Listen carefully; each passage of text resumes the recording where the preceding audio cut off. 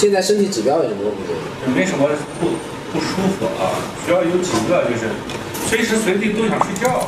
开车的时候啊，中午我建议你不要开车了，因为你这肯定是晚上打呼嘛，晚上打呼呢会缺氧啊。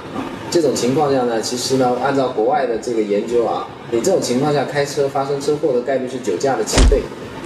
对，所以呢，美国有一些州它是禁止睡眠呼吸暂停，就是你这种严重打呼，有可能还会憋气的人是禁止这种人开车的。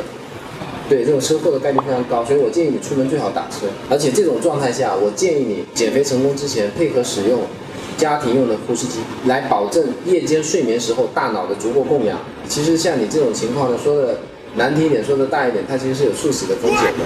有很多人，尤其是胖的人，一睡就睡过去了，真的是有的。所以呢，我建议你配一个家庭用的佩戴式的那种呼吸机，这个能救命的，而且呢能够保证你一天的好的精神状态，我认为还是值得花这个钱啊。行，回去吧，不用紧张啊。